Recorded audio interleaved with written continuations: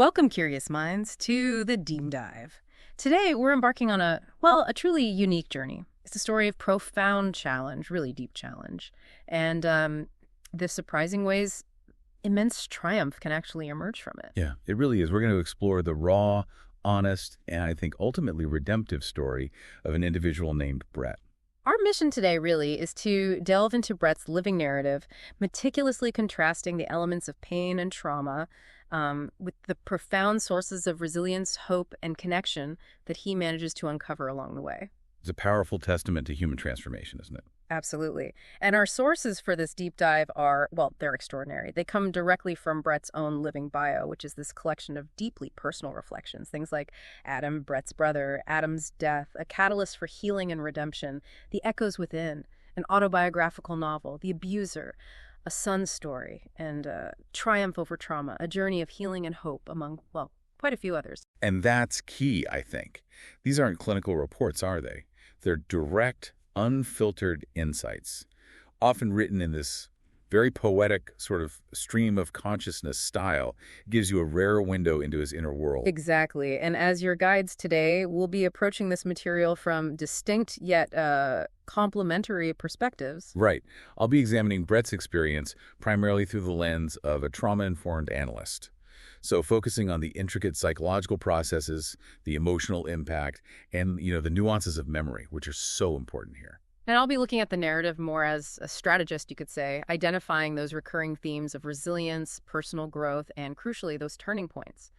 The moments that pivot a life from, well, despair towards purpose. Because this isn't just a story of survival. You see that so clearly. Not at all. It feels more like a blueprint almost for profound healing, for self-discovery, and for finding purpose even through the darkest experiences imaginable. So what does this all mean for you, the listener? You might be grappling with your own complex information, maybe looking for a shortcut, or just a deeper understanding of human transformation. Yeah, let's unpack this incredible journey together. Okay, so let's begin our deep dive by tracing the very roots of Brett's trauma. We'll explore his childhood and early life, specifically drawing from sections titled The Foundational Trauma and Its Source, My Blood Father, Mike Patrick, and Early Life and Shared Trauma. Right. And Brett explicitly names his blood father, Mike Patrick, as the, quote, direct and indirect root cause of his and his brother Adam's mental struggles. That's a really strong statement right off the bat. It really is. And it doesn't stop there, does it? No. The sources also reveal Gary, who was Mike Patrick's friend, as a sexual abuser of Brett and other children. And Brett describes feeling, quite disturbingly, a perverse joy when he heard about Gary's death later on.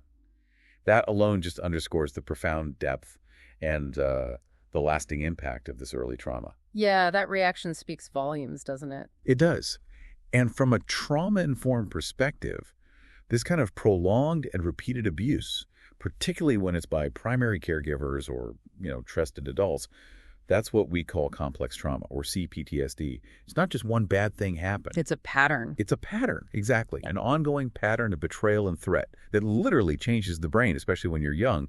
It can lead to what we call neurodevelopmental underdevelopment.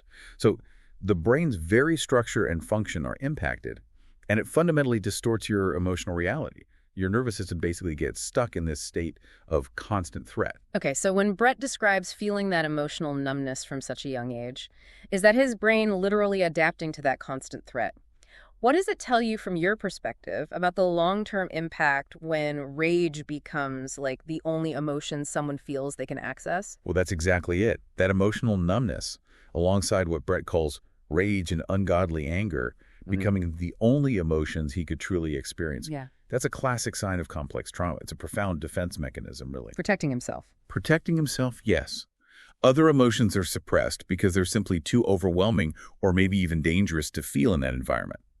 And Mike Patrick's chilling words, things like, stop crying, I'm not yelling at you, which Brett says were burned into our memories, they perfectly illustrate this kind of emotional distortion.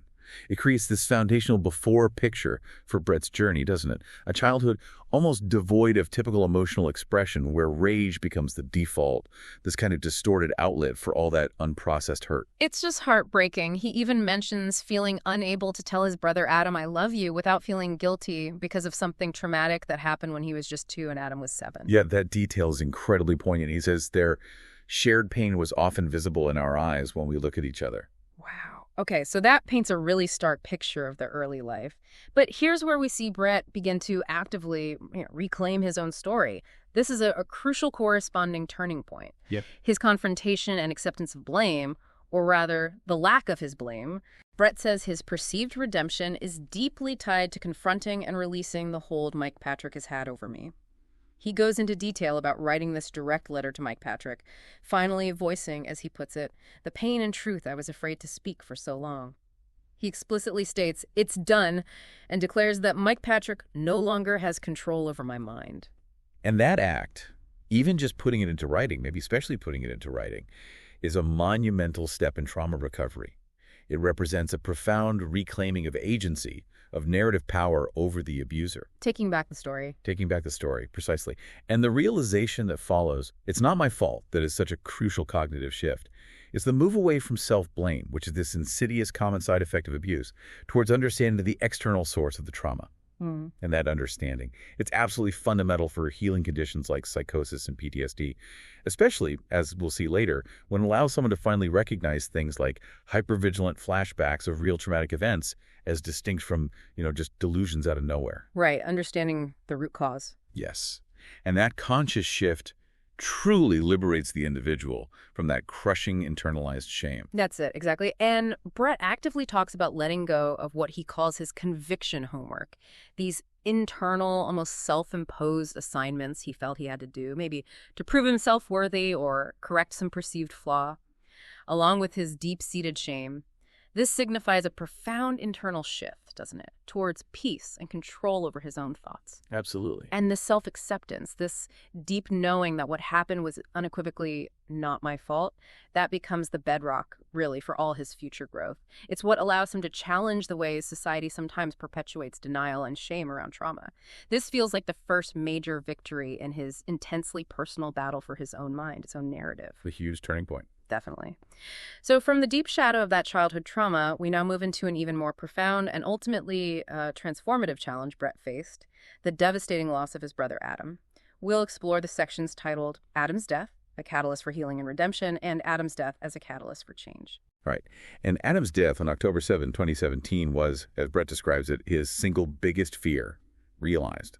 Adam wasn't just his brother. He was his hero and idol, someone he constantly looked up to. That bond was clearly immense. Immense. And this concept of anticipatory grief, the dread of a feared loss hanging over you, that's a significant psychological burden in itself. When that deepest fear is actually realized, like it was with Adam's passing, it can initially trigger a profound dissociative state. It kind of reinforces the emotional numbness that was already there. So the system just shuts down further. Exactly. It's the brain's way of coping. When the system is so overwhelmed, it can't process it. It shuts down as a protective mechanism. And it's important to remember the sources reveal Adam himself struggled immensely. He had severe anxiety caused by Mike Patrick's terror, which tragically led him to use drugs, Brett mentions boy, or heroin, to, quote, numb the pain and bury those traumatic memories. Self-medicating the trauma. Precisely. And ultimately, this substance use contributed to his early death from an enlarged heart. It's a heartbreaking example of that self-medication pattern we often see with unresolved trauma. Individuals try to suppress unbearable pain instead of processing it. Brett explicitly believes Adam would not have needed drugs if Mike had not made him fall apart. That's a heavy weight for Brett to carry, connecting his father's actions so directly to his brother's death. And it explains the numbness, maybe. So immediately after Adam's passing, Brett describes feeling no emotion at all, becoming even more numb than I had been throughout most of my life. Yes, he really emphasizes that intensification of the numbness. And he remained, as he puts it, trapped in a past where a future didn't feel real, especially without him. This really highlights a significant narrative stagnation, doesn't it? It's like time essentially stops for Brett because the grief and trauma are just too overwhelming. He mentions feeling he lost years I wished I could have spent with him, our grandmother, and our grandpa. That sense of lost time is palpable. Yeah. The inability to even imagine a future without Adam really underscores the depth of his disconnection, the impact of this loss. This extended period of numbness, feeling stuck in a time warp, as he says, it really sets up this dramatic and emotionally significant shift, where this profound pain eventually becomes a transformative force, not just a permanent prison. And that's the crucial corresponding positive element here. the breakthrough that reshaped everything. Yeah. The breakthrough of genuine pain. It wasn't immediate, was it? No, not at all. It wasn't until much later, he says, after battling my own mental struggles for years, that Brett genuinely felt the profound physical pain of his absence and the loss of everyone else who is no longer here. He describes this as a monumental breakthrough. It is the first time he truly experienced deep emotional pain that, quote, physically hurt me, feeling it in my stomach, muscles, and head. He even noted it was terrifying, yet also transformative. Terrifying but necessary, it sounds like. Exactly. And this, while intensely painful, is actually a crucial and healthy sign of healing. It's a reintegration of his emotional self. Feeling physical pain from emotion signifies the nervous system coming back online, moving beyond that default rage or the deep numbness. This felt sense of pain, as we sometimes call it, is a reestablishment of his capacity for deep emotion. It signifies being truly human, which is a vital step in processing complex grief and moving beyond just a purely reactive, maybe rage-filled existence. And this understanding leads to such a powerful narrative turning point. Brett realized that feeling hurt, despite its intensity, was better than the emotional numbness, as it signified being truly human. His journey profoundly showed him that gratefulness is learned through loss. That's a really profound insight. It is. Adam's death, though utterly devastating, became this paradoxical catalyst for a deeper understanding of loss, of himself. It forced him to confront aspects of himself that were previously hidden, he says. The dimming of my internal light after Adam's passing wasn't an end point, but a forceful push towards growth. He talks about learning that to keep his internal candle burning, he had to allow some light to go. Wow. Yeah, it's this powerful reframing where pain is no longer just suffering, but it becomes a gateway to authenticity, maybe even a deeper form of gratitude. It fundamentally reshapes his narrative from one of despair to one of profound personal evolution. That's beautifully put. Moving forward in Brett's journey, then, we now explore how Adam's presence profoundly transforms from being a source of this shared guilt into actually a guiding force. Right. And that burden of shared guilt initially weighs so heavily on Brett. He confesses he never truly felt able to tell Adam I love you without feeling guilty because of those early traumatic experiences we talked about. Still carrying that weight from childhood. Absolutely. He explicitly states, our shared pain was often visible in our eyes when we looked at each other. He even remembers Adam witnessing his real smile die and the reciprocal pain of seeing Adam's real smile fade, all stemming back to that same traumatic night involving Mike Patrick. So interconnected. Deeply. And this really speaks to the profound impact of, well, survivor's guilt, potentially, and the complex emotional residue of shared childhood trauma. The inability to express fundamental human emotions like love, coupled with witnessing a loved one's self-destructive coping and their own visible pain, it creates this deep emotional burden that just warps memory, self-perception, emotional processing. It's a stark manifestation of how trauma can distort even the most fundamental human connections. And that tragic arc for Adam, where the unresolved trauma leads to those self-destructive coping mechanisms, is so central to the narrative here. But then here's the profound shift, the corresponding positive turning point. Adam transforms into a guiding light. Yes, this is remarkable. Crucially, Adam's death profoundly transformed his presence in my mind. His voice is now, Brett says, the main voice in my head, but it's no longer a source of fear or guilt, but a guiding, comforting presence. Brett notes his ultimate joy in life was making him happy, and I felt like a normal person when I saw him smile. This powerful narrative shift changes Adam's role completely, doesn't it? From a source of shared guilt and pain to this spiritual guide, an enduring beacon of strength. It's an incredible transformation. It shows that even in absence, a positive, supportive influence can emerge and become central. And this internal shift, from my perspective, is a testament to deep psychological integration and healing. Where Adam's memory might once have contributed to guilt and pain, it's now been reprocessed, recontextualized into a positive, empowering internal resource. Adam's voice consistently tells Brett he's strong, that he's his hero, and that it's okay to smile and move forward. It's giving him permission, almost. Exactly. Permission and encouragement. Furthermore, Adam even tells him he has a mission to accomplish great things and inspire others. This is a powerful demonstration of post-traumatic growth, where the loss actually fuels internal strength and guidance. It allows Adam's presence to function as what we might call an internalized, secure attachment figure. His mind has created this stable, positive, internal representation of Adam. Wow, that's fascinating. It's a profound way the mind can turn deep loss into a source of enduring comfort and motivation. And this transformation establishes such a powerful spiritual and motivational arc for Brett. He talks about wanting to succeed for him and expresses this profound desire to name a future son Adam, literally carrying on his legacy. He even mentions Adam's last texted word to him was simply word. That's powerful symbolism. Right. This transformation of Adam's influence from a source of shared guilt to a beacon of strength is a powerful aspect of my redemption, Brett writes. Adam becomes this symbol of enduring purpose, a constant reminder of Brett's inherent worth and potential, really driving his future ambitions and shaping how he wants to live his life. Naming a son after him feels like the ultimate narrative continuation, doesn't it? A profound act of honoring and perpetuating a positive influence that transcends physical presence. Absolutely. It's about legacy. Yeah.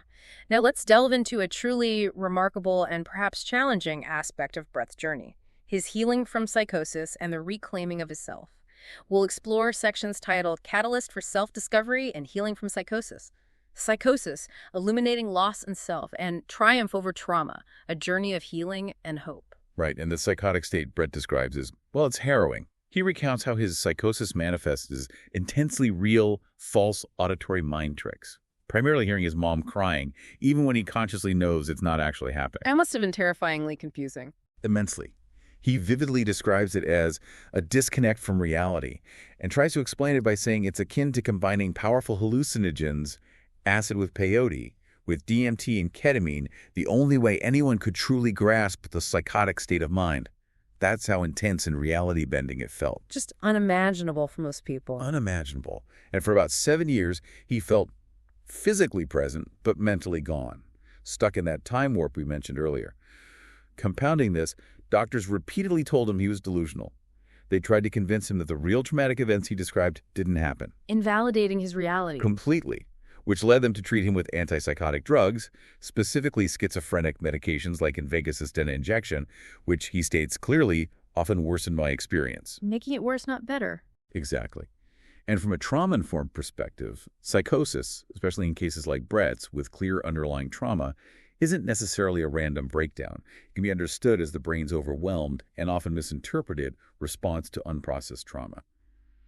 Manifesting is what he later identifies as hypervigilant flashbacks of real traumatic events. So, not delusions from nowhere, but distorted echoes of real pain. Potentially, yes. And misdiagnosis and inappropriate medication can tragically exacerbate the suffering by invalidating the person's reality and preventing true healing focused on the trauma itself, at time warp effect. That's a classic dissociative symptom, the mind coping with unbearable reality by disconnecting from the present. He also describes feeling like a damaged human being because of those early experiences, and that doctors pushed him to question everything around me, leading to years of what he called disruptive obsessions and this constant feeling of being out of control. Wow. That highlights such a deep psychological imprisonment Brett endured, not just from the trauma itself, but from the invalidation and misinterpretation of his experiences by external authorities, by the very people supposed to help. That's a key point. The medical system itself became part of the problem for him. Yeah. The internal prison of his mind, fueled by self-blame and this external doubt, becomes the central conflict of this part of his story. His initial inability to trust his own perception created this narrative of deep confusion and isolation. But then here's the powerful counter-narrative, the turning point: acceptance and what he describes as unprecedented recovery. This part is truly remarkable. A significant breakthrough came when Brett realized that the delusions doctors treated me for were, in fact, hypervigilant flashbacks of real traumatic events. Accepting this truth, his own truth, was crucial to my healing and liberation from self-blame. He took his power back. Exactly. He meticulously describes overcoming psychosis, something he calls medically unheard of, stating, "I've recovered to a state of clarity that was considered impossible." He can now confidently challenge the medical establishment's belief that psychosis, particularly linked to trauma perhaps, is irreversible. This is the ultimate narrative defiance, isn't it? Brett refuses to be confined by external labels or diagnoses. His journey becomes this testament to the power of self-belief, challenging conventional wisdom. It's a profound and remarkable demonstration of healing, where personal truth ultimately overrides a pathological diagnosis.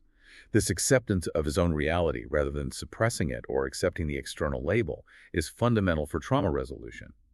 Moving from seeking external validation to finding internal validation, that core understanding it's not my fault, is such a critical step in taking back control of my mind and actions, as he puts it. It leads him to a complete understanding on the psychological standpoint. He became his own expert.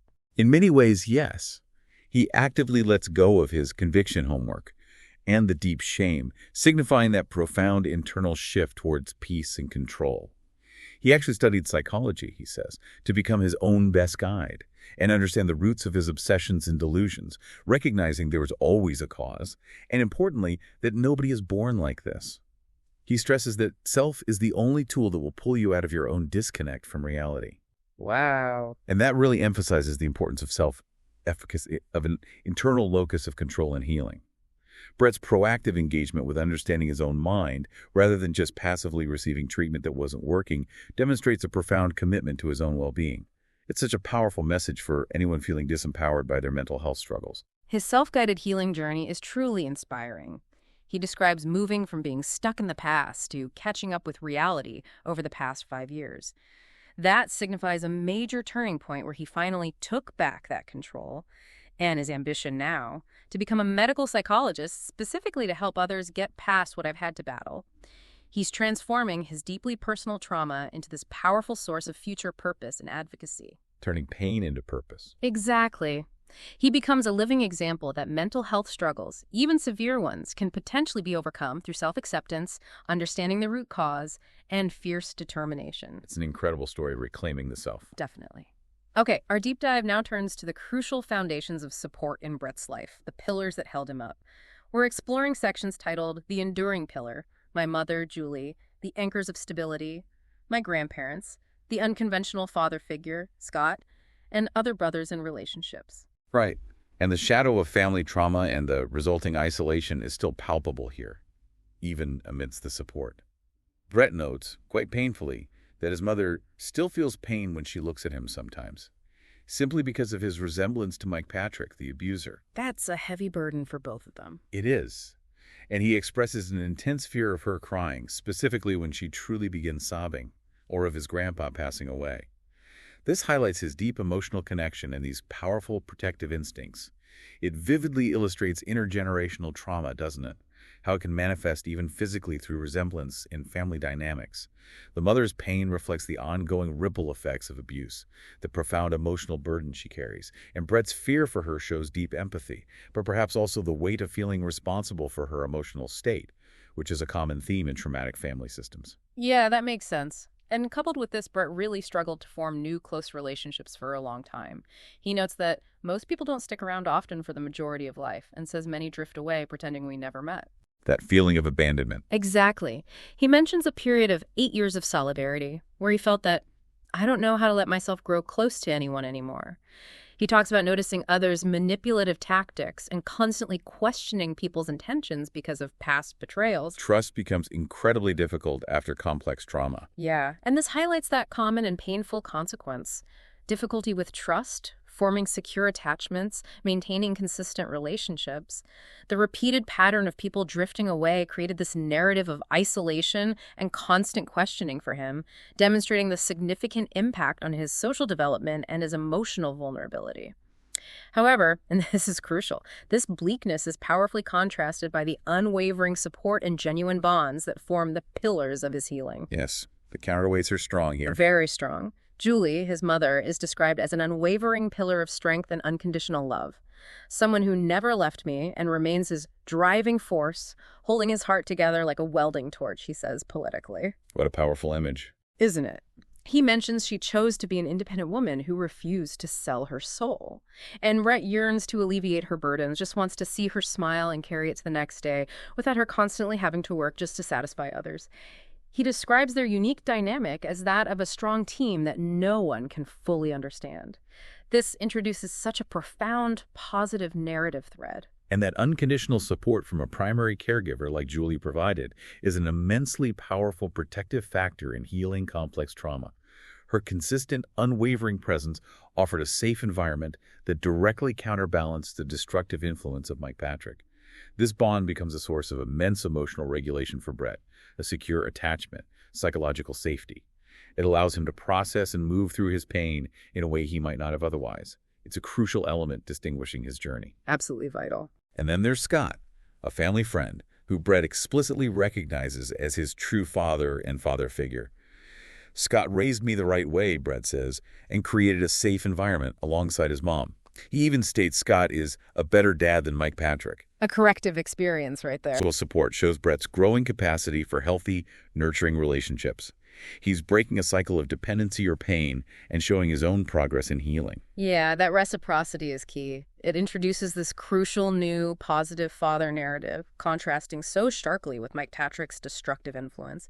It really emphasizes the power of chosen family, doesn't it? And positive role models in a healing journey. And beyond this, his grandparents, especially his grandma, whom he calls his angel on earth, are praised for instilling honesty and kindness, laying a strong foundation for his character. His grandpa is still a vital anchor, described as one of the only true people left she trusts, referring to his mom, perhaps. Those anchors are so important. They are.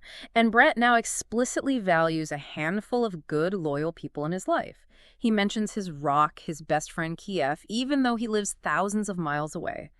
This demonstrates his ability now to attract and maintain authentic connections, moving past that constant questioning of intentions that plagued him because of the betrayals. This small, genuine circle of loyal people represents the hard-won fruit of his healing journey. And these relationships with his mother Julie, with Scott, his grandparents, his loyal friends, they represent critical, corrective emotional experiences. They actively rebuild trust. They demonstrate that healthy connections are possible, mitigating the devastating impact of past betrayals and fostering a profound sense of belonging and safety for Brett. And his newfound ability, as he describes it, to connect with others on an emotional level that they don't understand maybe becomes a unique strength, enabling true and lasting bonds. That's a powerful indicator of his progress towards wholeness. It really is. Okay, our journey now transitions to the culmination, in many ways, of Brett's transformation.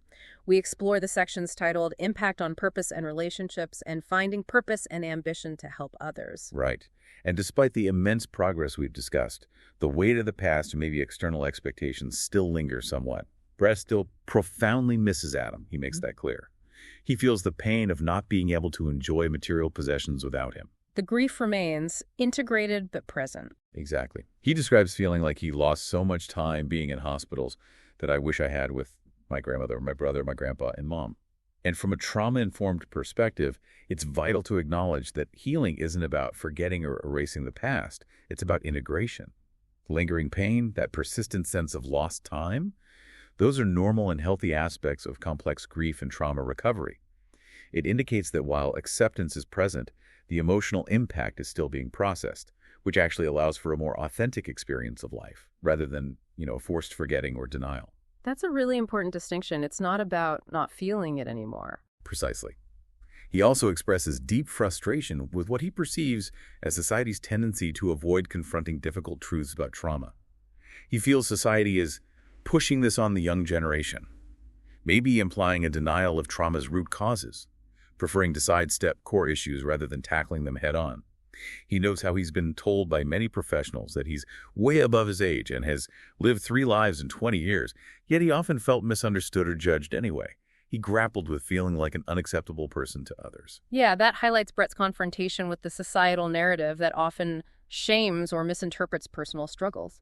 His perspective really critiques a culture that sometimes avoids deep introspection, which makes his personal journey feel all the more radical and necessary. He refuses to conform to narratives of permanent damage, instead advocating for this radical self-acceptance and authenticity, even despite the judgment of others. And this sets the stage perfectly for his sharpened focus and inspiring ambition, which serves as the corresponding positive turning point here. Yes, the emergence of purpose is striking. Strikingly so.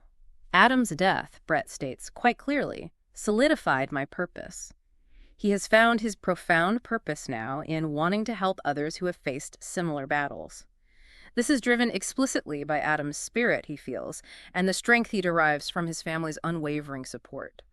He states his ambition stems from genuinely wanting to just help people that have been in this boat so the cycle doesn't have to continue. He wants to use his own story as a tool to inspire others to conquer their own minds and to show them that there's a light at the end of the tunnel. It's such a powerful articulation of his new life direction. It's a clear and powerful demonstration of post-traumatic growth, or PTG. that phenomenon where extreme adversity leads to a deepened sense of purpose, a profound desire to alleviate suffering in others. His own healing literally becomes a template for empathy, intervention, advocacy.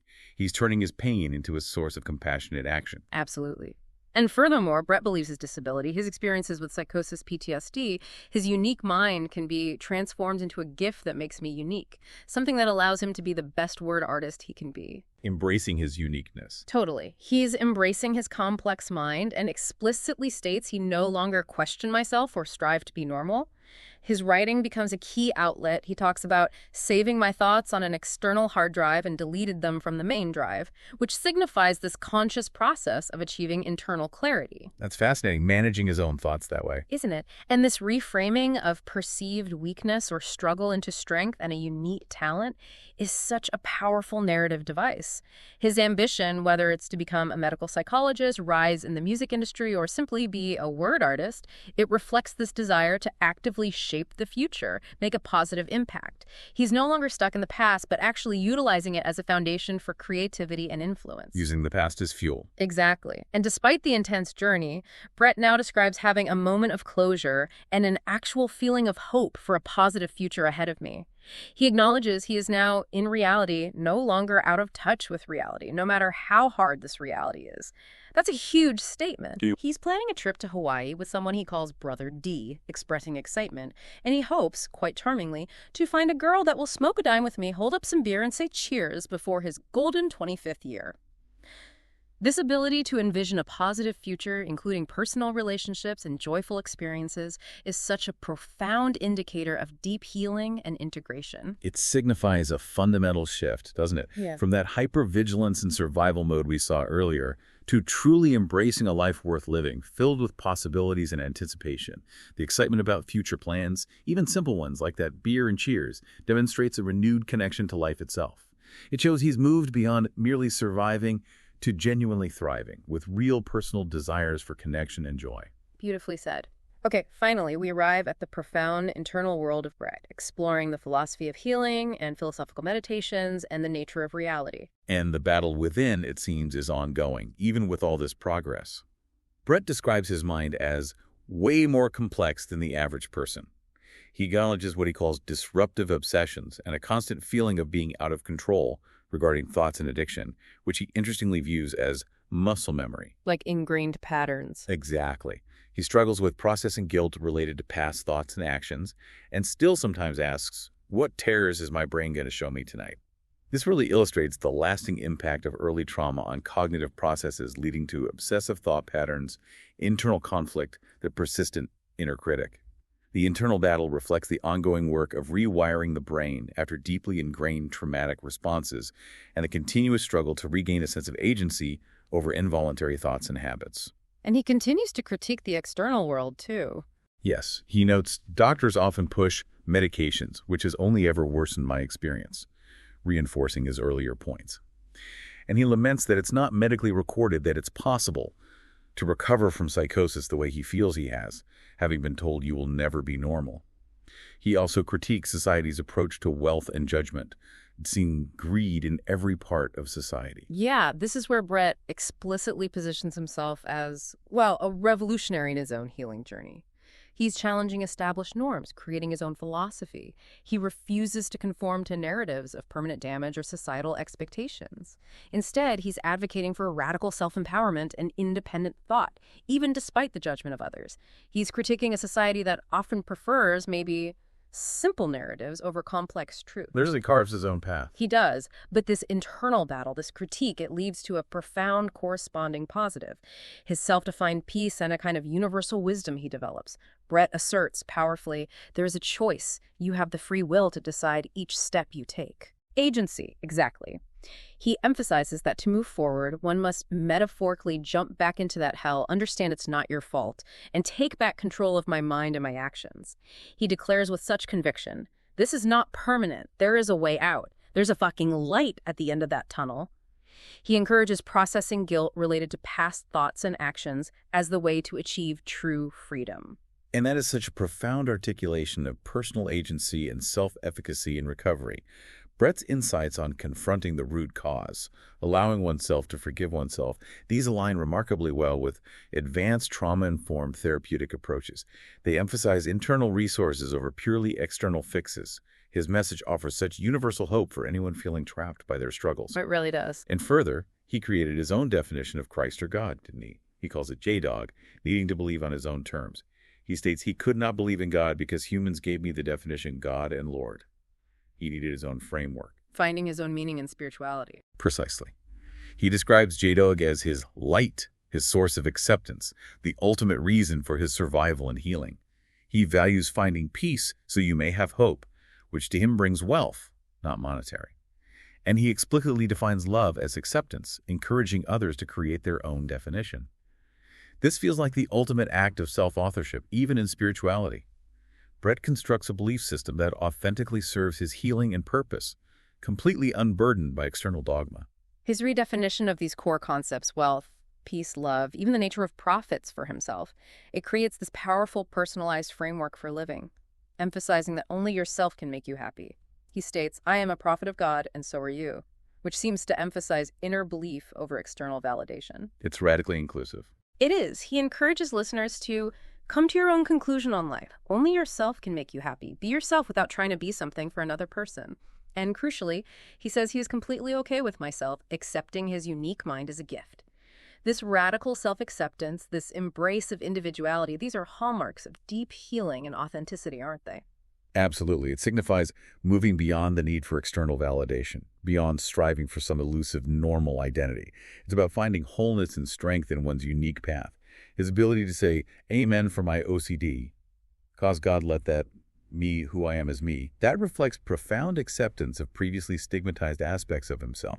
He's transformed perceived flaws into integral parts of his identity and even his purpose. Wow, what a journey. We've taken a deep dive into Brett's truly extraordinary story, witnessing his passage from, well, the profound depths of childhood trauma, emotional numbness, the agony of loss, to a place of remarkable self-discovery, resilience, and purpose.